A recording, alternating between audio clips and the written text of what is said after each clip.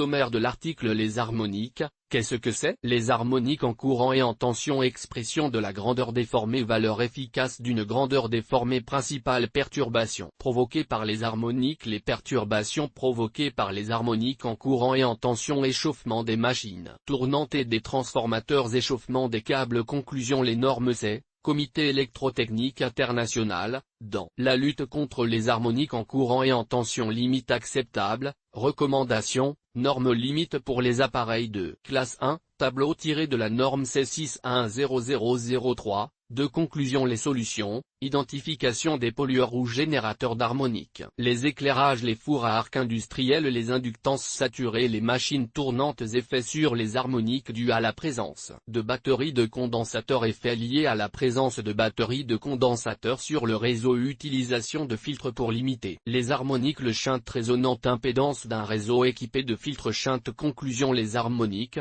qu'est-ce que c'est? Nous avons évoqué lors de précédents articles sur les onduleurs, qu'il était important de prendre en compte le fait qu'un certain nombre d'équipements ou de charges non linéaires produisent des harmoniques en courant qui impactent la qualité du réseau électrique. Nous allons développer ce sujet pour permettre aux professionnels électriciens de prendre conscience des effets nuisibles générés par ces harmoniques de courant sur les éléments constituant le réseau de distribution, mais aussi sur les équipements raccordés sur ce même réseau. Ainsi, ce premier article nous permet de rappeler certaines notions fondamentales liées aux harmoniques en courant et harmoniques en tension et permet également d'aborder les dispositions normatives européennes qui fixent des limites quant à la production ou la présence de ces harmoniques sur le réseau. Les harmoniques en courant et en tension. La plupart des harmoniques en courant sont produites par des charges dites non linéaires. En effet, les plus courantes de ces charges sont les démarreurs ou variateurs associés aux moteurs ou machines tournantes, composés de composants électroniques de puissance. On trouve également les équipements tels qu'ordinateurs, serveurs et autres dispositifs électroniques, les éclairages comportant des ballasts électroniques avec ou sans variateur de luminosité, les postes à souder et les alimentations sans interruption, ASI. Plus fréquemment nommés onduleurs. Les courants harmoniques produits par ces charges non linéaires sont renvoyés sur le réseau d'alimentation ou de distribution publique. L'impact de ces courants harmoniques sur l'impédance même de ces réseaux de distribution, généralement de type inductive, amène à une déformation de la tension sinusoïdale. Ce phénomène se nomme la distorsion en tension. De la même façon, nous pouvons aussi exprimer la distorsion en courant par la relation. Cette relation exprime la somme quadratique des courants harmoniques ramenés au fondamental de rang 1. L'implication de ces courants harmoniques sur la forme sinusoïdale de base est montrée sur le schéma suivant. Le signal résultant onde déformée est en fait la somme du fondamental de rang 1 et de l'onde harmonique de rang n. C'est le principe de la décomposition en série de Fourier. Expression de la grandeur déformée. Le développement en série de Fourier de tout signal périodique, c'est-à-dire qui respecte une forme d'onde qui se répète toutes les x périodes, s'exprime par la relation, où I0 égale amplitude de la composante continue, généralement nulle en distribution électrique. En régime permanent, in égale valeur efficace de la composante de rang n, phi n égale déphasage de la composante harmonique au temps initial. L'amplitude des harmoniques décroît généralement avec la fréquence. Selon les normes, on prend en considération les harmoniques jusqu'au rang 40. Valeur efficace d'une grandeur déformée. La valeur efficace de la grandeur déformée conditionne les échauffements, donc habituellement les grandeurs harmoniques sont exprimées en valeur efficace. Pour une grandeur sinusoïdale, la valeur efficace est la valeur maximale ou crête divisée par racine de 2 racines carrées de 2. Déformée, en régime permanent, l'énergie dissipée par effet Joule est la somme des énergies dissipées par chacune des composantes harmoniques. Dans la mesure où la résistance est considérée comme une constante, la mesure de la valeur efficace de la grandeur déformée s'effectue soit directement par des appareils dits à vraie valeur efficace, RMS, ou à l'aide d'analyseurs de spectre. Principale perturbation provoquée par les harmoniques. Les harmoniques peuvent provoquer l'échauffement des transformateurs, câbles, moteurs, générateurs. Il en va de même pour les condensateurs raccordés à la même alimentation que les dispositifs générateurs d'harmoniques. Les afficheurs des appareils électroniques et les éclairages se mettent à papilloter. Les disjoncteurs peuvent déclencher. Les ordinateurs dysfonctionner et les instruments de mesure donner des valeurs erronées. Les perturbations provoquées par les harmoniques en courant et en tension. Comme nous l'avons vu précédemment, les courants harmoniques se superposent au fondamental du courant de ligne. Les effets qu'ils produisent se conjuguent et apparaissent différemment selon les récepteurs. On peut considérer deux types d'effets mesurables, instantanés, effets à terme dus essentiellement aux échauffements. Les effets instantanés. Comme nous l'avons vu, les courants harmoniques produits par des charges non linéaires, sont à une fréquence multiple du 50 Hz, à des ampères et impairs. En effet, ces ondes déformantes peuvent altérer le bon fonctionnement de systèmes comportant des composants électroniques du fait de la distorsion en tension qu'ils occasionnent. Elles peuvent par exemple influencer les conditions de commutation des thyristors lorsqu'elles déplacent le passage par zéro de la tension. Les compteurs d'énergie à induction présentent des erreurs supplémentaires en présence d'harmoniques de l'ordre de 0,3% avec un taux de 5% d'harmonique de rang 5 sur le courant. Source Schneider. À lire, courant faible et courant fort, savez-vous les reconnaître? Les récepteurs de télécommande centralisés à fréquence polyphonique, utilisés par les distributeurs d'énergie, peuvent être perturbés par des tensions harmoniques de fréquence voisine de celles utilisées par le système de détection. Par les efforts électrodynamiques proportionnels aux courants instantanés en présence, les courants harmoniques généreront des vibrations, des bruits acoustiques, surtout dans les appareils électromagnétiques, transformateurs, inductances. Des couples mécaniques pulsatoires, dus aux champs tournants harmoniques, donneront des vibrations dans les machines tournantes. Des perturbations surviennent également lorsque des lignes courants faibles cheminent le long d'une ligne de distribution électrique comportant des courants et tensions déformés. Les paramètres tels que longueur du cheminement parallèle, distance entre les deux circuits, fréquence des harmoniques, sont à prendre en compte. En dehors des effets cités précédemment, l'effet à terme est principalement dû à l'échauffement des matériaux. Échauffement des condensateurs. L'impédance d'un condensateur est liée à la fréquence de manière inversement proportionnelle. Les courants harmoniques à des fréquences supérieures aux 50 Hz influent donc sur les condensateurs en créant des points d'échauffement. Effet thermique. Ces échauffements peuvent aller jusqu'au claquage des condensateurs. Échauffement des machines tournantes et des transformateurs. Des pertes supplémentaires apparaissent dans les machines, dans leur stator, perte cuivre et perte fer. Elles apparaissent principalement dans leurs circuits rotoriques, cages, amortisseurs, circuits magnétiques. Ces effets peuvent donc faire apparaître des différences importantes de vitesse entre les champs tournants inducteurs harmoniques et le rotor. Des pertes supplémentaires apparaissent au niveau des transformateurs dues à l'effet de Poe, augmentation de la résistance du cuivre avec la fréquence, à l'hystérésis et au courant de Foucault, dans le circuit magnétique. Échauffement des câbles. Les effets thermiques présents au niveau des câbles traversés par des courants harmoniques se trouvent majorés, d'où une élévation de température. Parmi les causes des pertes supplémentaires on peut citer, une augmentation de la valeur efficace du courant pour une même puissance active consommée. L'élévation de la résistance apparente de l'âme avec la fréquence, phénomène dû à l'effet de Poe. L'élévation des pertes diélectriques dans l'isolant avec la fréquence si le câble est soumis à une distorsion de tension non négligeable. Des phénomènes de proximité, de gains, d'écrans mis à la terre aux deux extrémités, etc. D'une façon générale, tous les équipements tableaux électriques, soumis à des tensions ou traversés par des courants harmoniques, ils ont des pertes accentuées et devront faire l'objet de déclassements éventuels. Par exemple, une cellule départ condensateur est dimensionnée pour un courant égal à 1,3 fois le courant réactif de compensation. Ce surdimensionnement ne tient toutefois pas compte de l'augmentation de l'échauffement dû à l'effet de Poe dans les conducteurs. Le relevé des taux de courant ou de tension harmonique se fait avec un analyseur de spectre. Il donne l'amplitude de chaque composante, c'est-à-dire de chaque rang. Aussi, il est important de choisir des capteurs, de courant ou de tension, ayant une bande passante suffisante pour la bande de fréquence mesurée. Conclusion. Nous avons vu au cours de cet article à définir les effets nuisibles généralement occasionnés par la présence de courants harmoniques sur le réseau de distribution électrique, amenant à une distorsion de la tension. Dans un prochain article, nous allons voir à présenter les normes de référence. Elles stipulent la nécessité de limiter à certains seuils les valeurs de ces courants harmoniques. Comme nous l'avons vu précédemment, les courants harmoniques sont produits par nombre d'équipements ou appareils appelés charges non linéaires. Ces équipements ou appareils sont de plus en plus nombreux au sein d'une même installation à être connectés sur le même réseau. Afin d'éviter l'apparition de distorsions en tension sur ces réseaux de distribution, il paraissait indispensable de limiter la production des courants harmoniques au regard de la puissance de la source, afin de mesurer l'impact de ces harmoniques en courant et en tension sur les autres équipements raccordés au réseau électrique.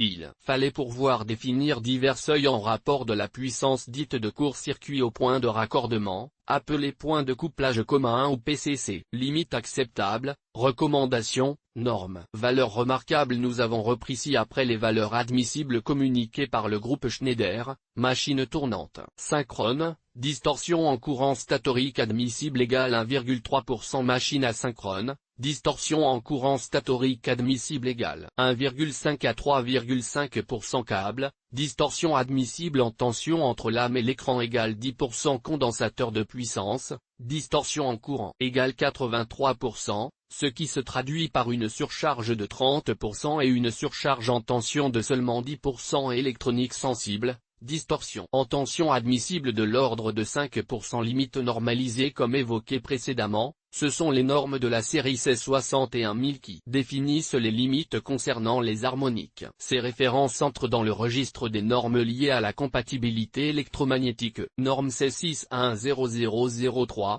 2. Elle définit les limites d'émission de courant harmonique par les appareils consommant moins de 16 A par phase. En effet, cette norme spécifie les limites pour les émissions de courant harmonique des appareils individuels raccordés au réseau public. Les appareils ou matériels sont définis par classe, de A à D. Les exigences et limites définies dans la présente section sont applicables aux appareils destinés à être raccordés à des réseaux 230/400 V et 240/415 VAC, 50/60 Hz. Les limites sont applicables aux courants harmoniques définis ou mesurés en régime permanent ainsi que durant le régime transitoire. Enfin, ces limites sont définies par la norme en fonction de la classe des appareils, par exemple pour la classe A à lire, la gaine. Technique de logement, GTL, limite pour les appareils de classe 1, tableau tiré de la norme C61003, 2. Norme C61003, 4. Elle définit les limites d'émission de courant harmonique par les appareils consommant plus de 16 A par phase et inférieur à 75 A. Cette norme distingue 3 étapes pour les procédures de raccordement des équipements S. Le respect des taux limites d'harmonique individuelle de l'étape 1 autorise le raccordement des équipements en tout point du réseau d'alimentation. L'étape 2 spécifie des taux individuels de courant harmonique de même que le taux de distorsion harmonique total THD et sa contrepartie. Le taux de distorsion haute fréquence pondéré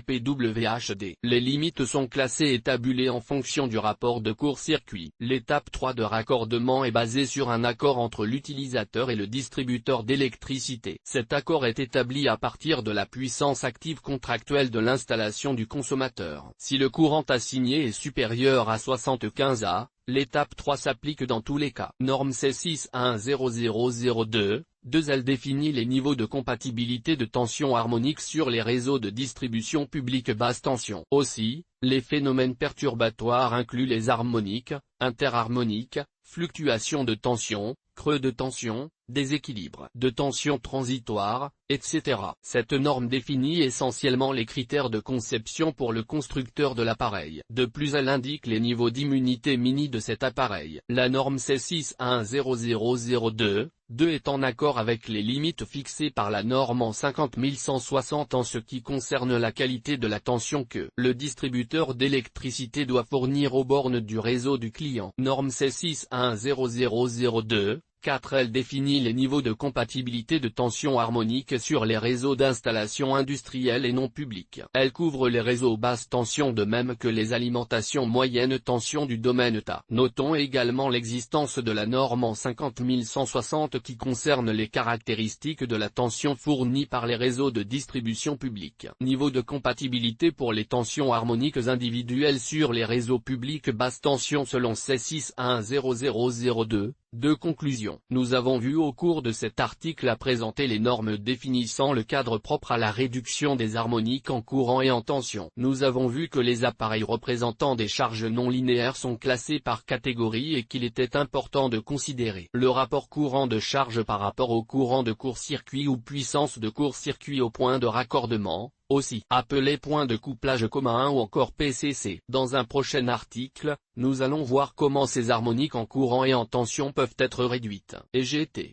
Les normes c'est les solutions, identification des pollueurs ou générateurs d'harmoniques. Comme nous l'avons évoqué au cours des précédents articles, les courants harmoniques sont produits par nombre d'équipements ou appareils appelés charges non linéaires. Dans le domaine industriel, les équipements et appareils polluants le plus sont les convertisseurs statiques, les fours à arc, les éclairages, les inductances saturées. Ces équipements utilisent pour la plupart des ponts redresseurs ou convertisseurs statiques, qui sont générateurs d'harmoniques de courant de rang 1 perdu à la déformation du courant de ligne comme le montre la figure suivante.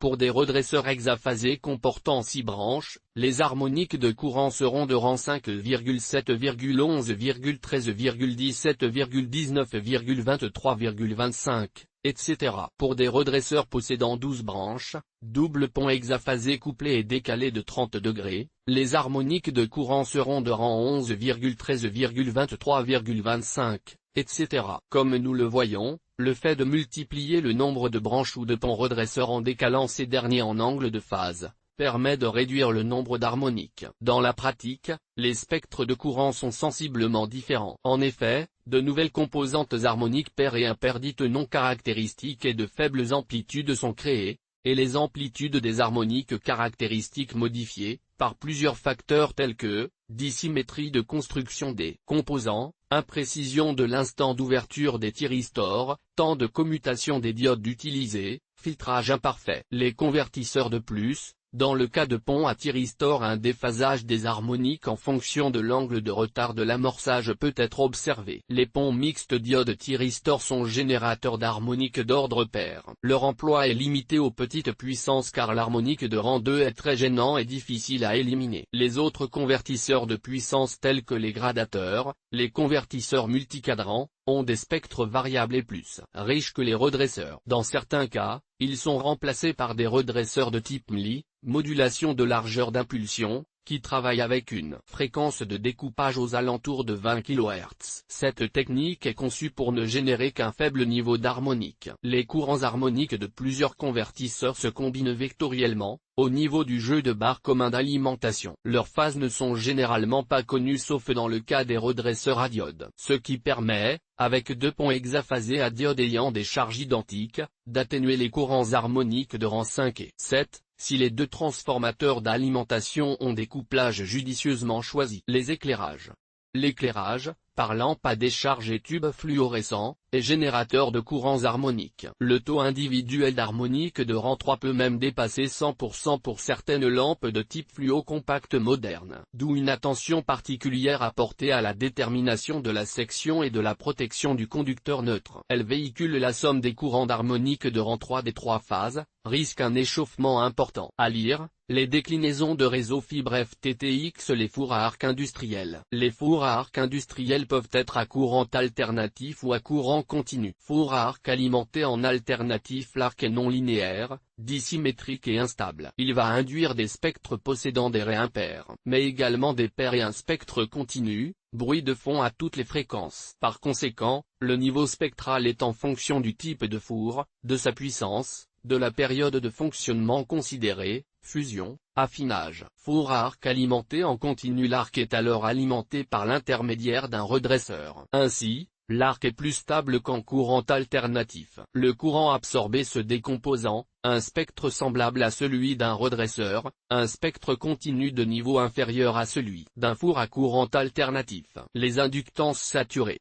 De telles inductances ont leur impédance fonction de l'amplitude du courant qui les traverse. De fait, elles provoquent des déformations notables de ce courant. C'est donc le cas des transformateurs à vide soumis à une surtension permanente, dans une certaine mesure, les machines tournantes. Les machines tournantes donnent des harmoniques de denture de rang élevé et d'amplitude souvent négligeable. Cependant, les petites machines synchrones sont génératrices de tensions harmoniques de rang 3 qui peuvent avoir une incidence sur l'échauffement permanent des résistances de mise à la terre du neutre des alternateurs. Le fonctionnement des relais dits ampères métriques de protection contre les défauts d'isolement. Effet sur les harmoniques dû à la présence de batteries de condensateurs. Il n'est pas rare de constater la présence de condensateurs ou batteries de condensateurs au niveau des installations électriques, permettant de corriger le facteur de puissance, F égale PS, de façon à limiter l'énergie réactive vis-à-vis du réseau de distribution publique. Effet lié à la présence de batteries de condensateurs sur le réseau. En principe, dans le domaine harmonique, le réseau électrique reste inductif. Sa réactance est proportionnelle à la fréquence, Z égale R plus JX en valeur complexe avec X égale L oméga et oméga égale 2πf. F étant la fréquence. Dans une première approche, l'effet des charges et des résistances est négligeable. L'impédance du réseau vue d'un nœud du réseau se limite donc à la réactance de court-circuit XCC au nœud considéré. Les niveaux de tension harmonique peuvent être estimés à partir de la puissance du pollueur et de la puissance de court-circuit. Au nœud, jeu de barre, de raccordement du pollueur, la réactance de court-circuit étant considérée proportionnelle à la fréquence. La pollution harmonique reste acceptable si le pollueur ne dépasse pas une certaine puissance. Cependant, il faut être prudent car des résonances peuvent exister, à partir d'un réseau voisin possédant des condensateurs, ou batteries de condensateurs, et couplés par un transformateur. À certaines fréquences il y a résonance entre la batterie de condensateurs et la réactance du réseau vue des bornes de la batterie. Il en résulte une amplification plus ou moins amortie des grandeurs harmoniques, courant et tension, si le rang de la résonance est le même que celui d'un des courants injectés par le pollueur. Cette pollution peut être dangereuse pour les équipements. Protection des condensateurs. Afin de protéger les condensateurs, il est possible d'insérer une inductance anti-harmonique en série avec la branche capacitive. L'idée est de créer une anti-résonance en faisant en sorte que la fréquence de coupure du filtre soit en dessous du spectre du pollueur. Ainsi la branche LC et le réseau sont tous deux inductifs et les courants harmoniques injectés par le pollueur se partagent en proportion inverse des impédances. Il y a donc peu de courants harmoniques dans la branche LC, ce qui a pour effet de protéger les condensateurs. Une contrainte peut apparaître du fait de la présence de signaux de télécommande émis par le distributeur, 175 Hz, 188 Hz. Car les fréquences de coupure liées aux inductances anti-harmoniques sont généralement comprises entre 135 Hz et 225 Hz. Utilisation de filtres pour limiter les harmoniques. La limitation à une faible valeur spécifiée des tensions harmoniques du réseau est spécifique de l'emploi des filtres. Il existe trois classes de filtres permettant de réduire les tensions harmoniques, le shunt résonant, les filtres amortis dits passifs, les filtres actifs, le shunt résonant. Le principe retenu ici est la mise en œuvre d'autant de filtres de type LC, dont la fréquence de résonance est FR égale 2π. LC, moins 1 que de présence de tension harmonique de rang N. Le shunt résonant présente, à sa fréquence de résonance, une impédance minimale réduite à la résistance R de l'inductance L, même. Il dérive donc en lui-même la quasi-totalité des courants harmoniques dont la fréquence est proche de FR, avec un taux de tension harmonique de fréquence FR faible, car proportionnel au produit de la résistance R par le courant traversant le filtre. Impédance d'un réseau équipé de filtres shunt. Les filtres amortis. L'emploi de filtres shunt résonants est complexe et surtout coûteux à mettre en œuvre. De plus, dans certains cas de figure, il est nécessaire d'amortir l'effet d'anti-résonance du filtre lui-même. Le principe retenu est de mettre en œuvre des filtres d'ordre 2 constitués d'un shunt résonant. On adjoint une résistance d'amortissement R aux bornes de l'inductance. La solution est donc de faire appel à un filtre de large spectre qui possède les propriétés suivantes: amortir les anti-résonances, réduire les tensions harmoniques de fréquence égale ou supérieure à la fréquence d'accord, amortir rapidement le régime transitoire. À la mise sous tension du filtre. Les filtres actifs. Le filtre actif permet de neutraliser l'effet d'une perturbation en injectant une grandeur égale à la perturbation. Toutefois, les phases sont opposées. Les harmoniques de courant s'additionnent vectoriellement. Aussi, on peut facilement imaginer reproduire pour chaque rang N une valeur identique mais en opposition de phase. Une fois réinjectée sur le réseau, chaque harmonique de rang N s'additionne et se trouve automatiquement réduite. Nous trouvons ce principe au niveau des centrales d'alimentation du réseau caténaire sur le réseau ferroviaire de façon à réduire les harmoniques produites par les convertisseurs statiques installés sur les motrices des TGV. Les filtres actifs sont également parfois utilisés en complément des filtres passifs, formant ainsi un filtre hybride. Conclusion. Nous avons vu, au cours de cette dernière partie, que la présence de batteries de condensateurs sur le réseau électrique ou sur l'un des nœuds pouvait influer de façon importante sur les harmoniques par effet de résonance. Nous avons également vu comment les harmoniques pouvaient être limitées ou réduites par l'emploi de filtres dits passifs ou actifs.